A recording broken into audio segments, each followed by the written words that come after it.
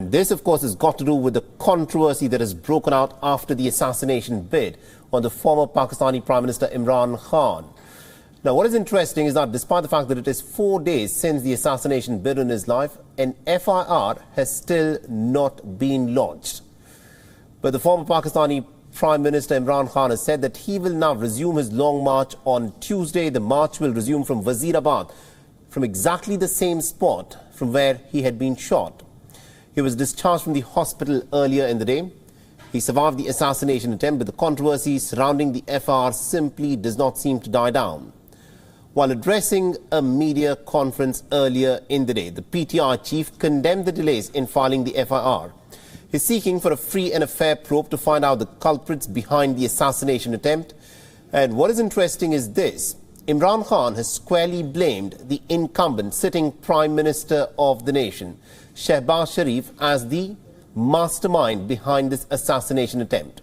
He's also categorically named the country's Interior Minister, Rana Sanaullah, and also a top military general of the ISI as the three people who masterminded and orchestrated this assassination attempt. Listen in to what Imran Khan had to say. 3 दिन हो गए हैं, पंजाब की हुकूमत भी है, तहरीक इंसाफ की कोalition government है, क्यू लीग की, लेकिन उसके बावजूद अभी तक हम FIR रजिस्टर नहीं करवा पाए।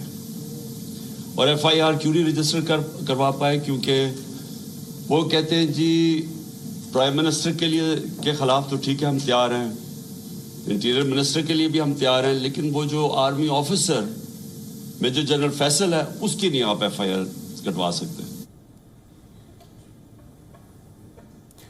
While Imran Khan was busy training his guns on the Pakistani Prime Minister, there seems to be divisions within his own rank and file of his party. His FIR is not being registered in the province of Punjab, where interestingly it is his party, the PTI, which is in power.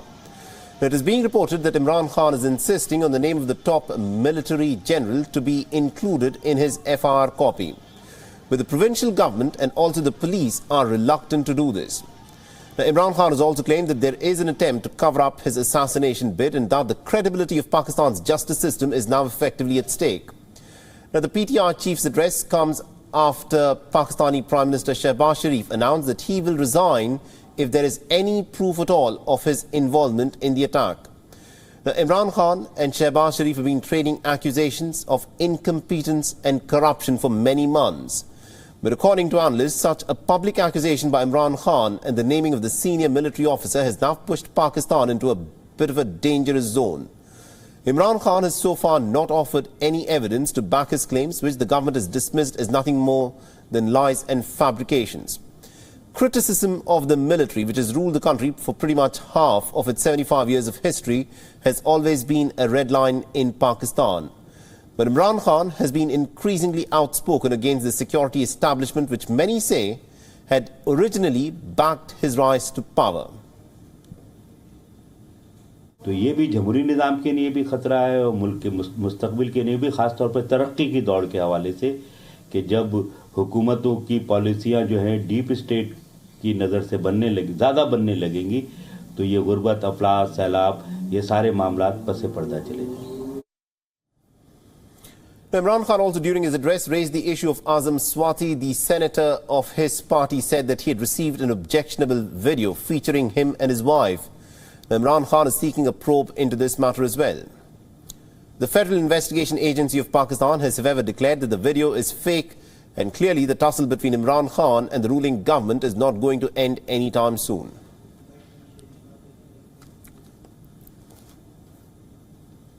All right, now to give us insights in terms of why there's been such a huge controversy in even registering an FIR after the assassination attempt on Imran Khan's life, and to try and help us understand the legal nitty-gritties of this case, we're now being joined by Mohammad Ahmed Pansota. He is a senior advocate at Pakistan's Supreme Court, and he is joining us live on this broadcast.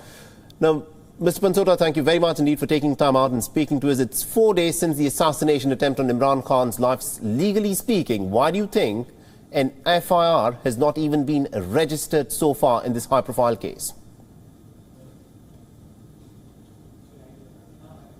Well, as far as the legal position is concerned, Section 154 Criminal Procedure Code is very, very clear. It says whenever there is a commission of a cognizable offence and an officer in charge is provided with the same in writing, he's bound to reduce that into writing in form of FIR. The law is almost the same on both sides of the border, India and Pakistan. We follow almost a similar law. Here, the application has been filed. So I believe the only option left with police is to register the case. Now, the only problematic situation here is that there are a few individuals who have been named in that application, which is probably causing a little problematic situation for the local police. The law is also very clear on that. If there is FIR registered against some person who is not involved in that FIR, then the CRPC itself provides for a mechanism under Section 173 CRPC that says that you can submit a report and you can say that this FIR should be discharged, which will then be endorsed by a magistrate. And for fake FIR or a false FIR, you can also conduct proceedings under Section 182 CRPC. So the position is very, very clear. And in the past, if you see, in this country, in Pakistan, we've got FIRs registered against sitting prime ministers, sitting federal ministers. Even in this case, the other two accused are both. One is the Prime Minister of Pakistan and the other one is the Interior Minister. So law does not differentiate between any particular individual. It only talks about a citizen. All right, very, very interesting there. Now, the entire controversy appears to be the fact that a senior military general of the ISI has been named by Imran Khan as one of the key conspirators in the case.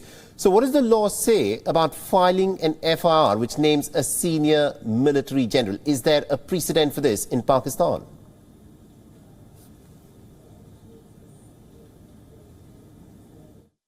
Well, as far as my information is concerned, I don't think so. There is a precedent whereby senior military officials have been named in the FIR.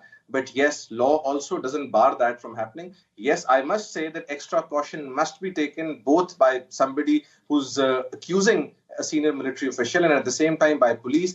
But you see, there is no mechanism for an inquiry to be made before the registration of FIR. However, there is one part of CRPC that I wish to mention here. This person who's allegedly conducted this firing was arrested under Section 54 of the CRPC, which does not require registration of a criminal case before that man is arrested.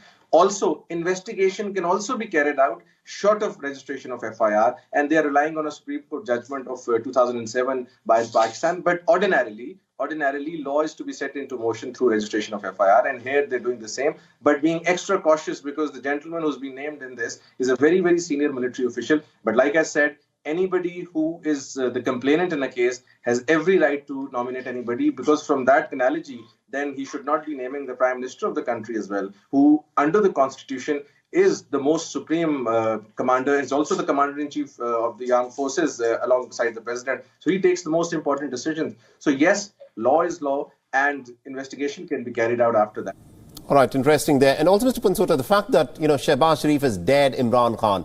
Shehbaz Sharif has come out and categorically said that if Imran Khan produces even a shred of credible evidence, then he will step down from his top job. But what does the Pakistani law say on this matter? Can a Prime Minister continue to remain in office if an FR names him as the mastermind for an assassination attempt?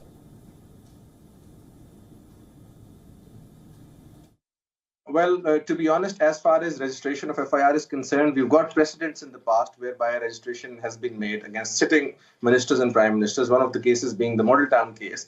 But the people continued. I mean, if you want to take a high moral ground, I believe, because you're also you're the top man in the country under the Constitution. So yes, propriety demands that you must resign if you are the Prime Minister of the country, because otherwise the investigation cannot be carried out in a fair manner. And I think that should be done. That precedent must be set. However, there is no legal requirement for that.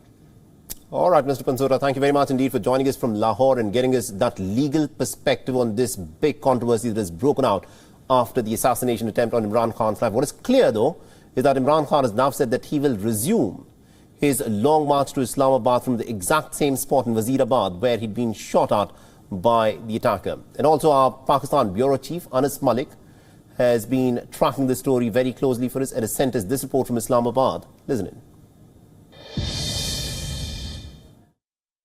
Imran Khan seems helpless. The government seems helpless, despite the fact that his own party is a major coalition partner in the province of Punjab. They practically rule the province. They are supporting the Chief Minister of Punjab, and despite of that, 3 days on, we're yet to see the lodge of the FIR. Though just today we saw that that police has received an application from the PTI team to file an FIR, but no FIR, the first information report, as we speak, has been launched.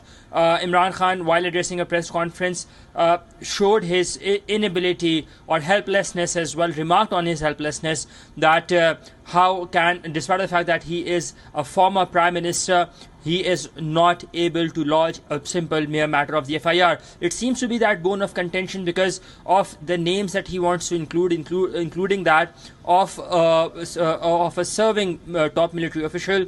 That seems to be that bone of contention. We've seen strong rebuttals coming in from the military side on Imran Khan's name calling, so that seems to be the bone of contention, and that is the reason we saw that today the IG Punjab Faisal Shahkar, he's written to the establishment division of the federal government, asking them to relieve him of the charge, the Inspector General in charge of Punjab police, because he says that it is not possible for him to continue due to quote unquote personal reasons. Anas Malik there reporting for us from Islamabad. WION is now available in your country. Download the app now and get all the news on the move.